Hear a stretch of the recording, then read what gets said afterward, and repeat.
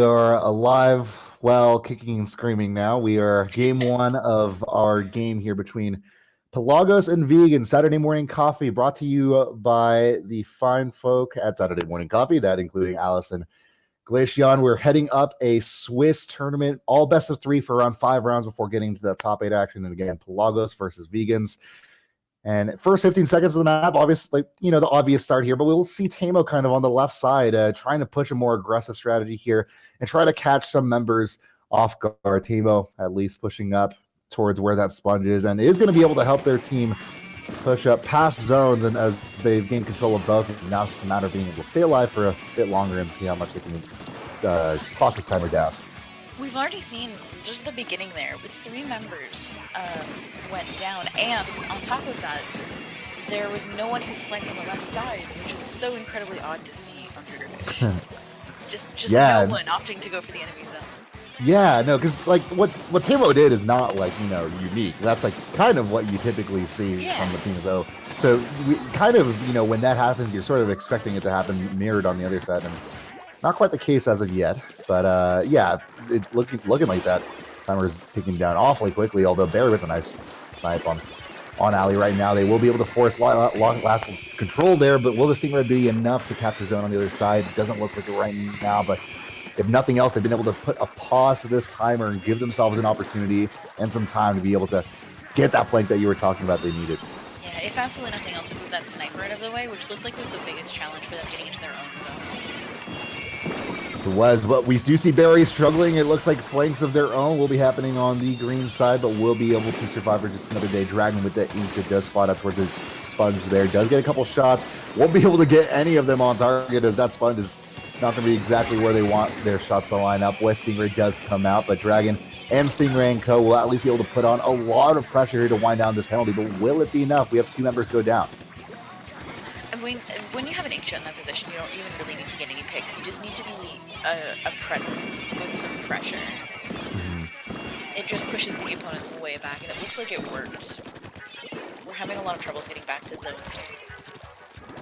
Yeah, we do, and now it's more of an even-sided game. At the beginning, what I told you, this game is definitely feeling a little bit overwhelming for one side more than the other, but from what we've seen here, it's been, for Vegans, the purple side, been able to, they've been able to seemingly come back and hold their ground for some time, but as soon as we say that super jump comes in, Splat comes in, Barry is struggling to be able to keep their team in this, and there's only 5 Splat points left on the board, but there's just one person to get rid of here towards zone. Unfortunately, will not be able to do it. Sniped on out of there. Skrillex able to at least put down a lot of the defense, and Skrillex, I think, able to, with their front line, help secure that win. Yeah, we saw a lot of solo plays there, but honestly, Camp Triggerfish is not the most popular map, so I wouldn't be surprised if it's not the most representative of the team's skills. Yeah. And what you said there, it would make a lot of sense in that, like, these, the start that we kind of saw and then how it kind of grounded itself towards the middle end of the game, like, it felt like, team, at least one team was adjusting to how they play on it. But I mean, that being said, something more maybe a little bit more fast-paced even than Camp Triggerfish. Gobi Arena coming on up, and tower control in particular will lead to a pretty intense back and forth dialogue between these two teams. We can hope. Hey. Yes. Skrillex, I don't think I've actually seen someone in a game with the tag of. Well, actually, it's not even Skrillex. It's Skrillrex, and I'm sure if they hear that on stream, they've probably rolled their eyes for what is probably the 100th upteamed time of someone messing up their tag. But had some nice, interesting, and really effective snipes towards the end there. I mean, that last confrontation we saw towards the wall, towards Ali on one side of the map, on Camp Triggerfish, largely stymied from the snipes coming in from Skrillex. Will see if they can keep up that performance, and even if they keep the splatter scope going into the second game. But I would say I'm looking out to see. It seems like Tigrar and Barry are weighing their odds here, seeing if there are any changes to be made. And I believe, on the side of, vegans, they will have decided to lock in those weapons and see what's going on here. Game 2. And again, best of 3. This will be, of course, the deciding match for, I believe it is, it will be Pelagos here in the light blue and the vegans in the yellow coming on up. We do see Skrillex stay with the splatter skip this time around. Any interesting things we want to call out here as we get to the middle of the map? EndGameTV coming out just like that. I mean, just having both snipes is really smart. You need one to counter the other, for sure. If you one team with a snipe just dominates the middle of the map and gives the opponents no chance to get in. Yeah. But from there on, you just need some good frontliners. You need to get some good flanks in. You need to be taking that top left as you take tower. There's a lot of standard stuff in this map. Right.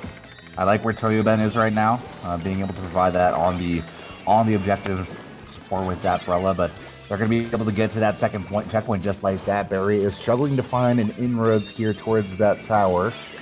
We'll be able to force loss of control with just sheer bombs and sheer paint output being put out, and there hasn't been really still too many players taken down on the behalf of the blue side, but as soon as we say that, 2 members do go down for Pelagos there, and that will be at least 1 point on the board for the yellow side.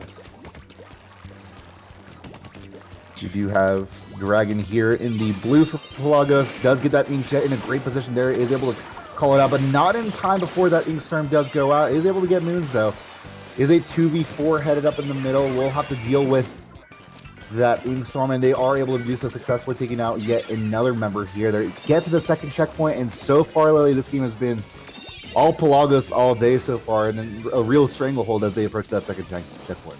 Absolutely. Looks like Vegans is having a little bit of trouble getting their footing. A lot of their spawn timers are offset because they keep going 1 or 2 down, which is making it really hard for them to get back into mid and get back any kind of control.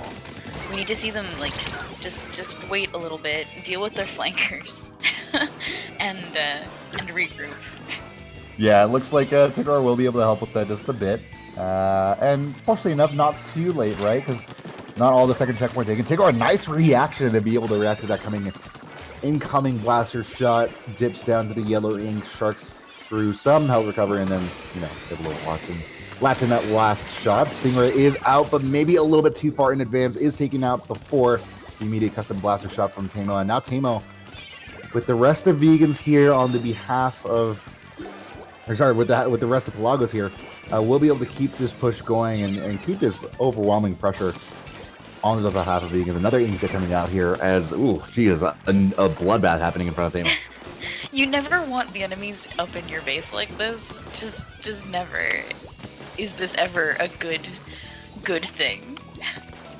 Yeah, no, this is a little bit overwhelming at this point. And Pelagos, if nothing else, they're letting it be known that, this is their set already. And game 1 we had, and even this game, we've still had some glimmers of hope coming in for the side of Vegans. They've been able to keep up pace with Pelagos, but unfortunately enough, keeping up pace is simply just not enough to win the set, and we'll have to see if they can change it around in the next 1 minute and 38 seconds. But for now, it is certainly looking rather daunting here for Vegans. But that being said, EndGameTV does come out. Nice snipe coming in from... Oh my goodness, the quick double coming in. A quick 1-2 on behalf of Pelagos. Shuts up what seemed like a lot of specials coming out from Vegans and maybe some glimmer of hope for them. And we see them all go down, unfortunately. Yeah, a couple more going down in a rather fashionable exit as well, provided by Skrillex. So a minute left to go. We do see a lot of, I'm keeping my eye on the kind of specials coming up on the behalf of Vegans. Every single time they do get up, though, it's a real struggle for them to keep a hold on to their lives and build up that meter. So far, Toyoben able to push up this objective for as long as possible. Does get into the 20s, maybe even into the teens at this point. And there's this super jump. And 3 members on tower should be able to wrap this one soon, but maybe not. Maybe Toyoben does get sniped out with 35 seconds left to go. It's just 1 member left on. And that's going to be Moons able to at least delay this game until its last 30 seconds properly. But will that be enough for the last push coming in? I mean, they're gonna have to make this entire push almost in overtime, which is not ideal. If they get a few members down, I mean, it's still possible. Moon's almost able to get the splat onto the Brella, but nicely positioned and well put out Brella there, able to stop both roller splats there, and that's going to be at least control of the tower in Pelagos' favor, and that should be the game.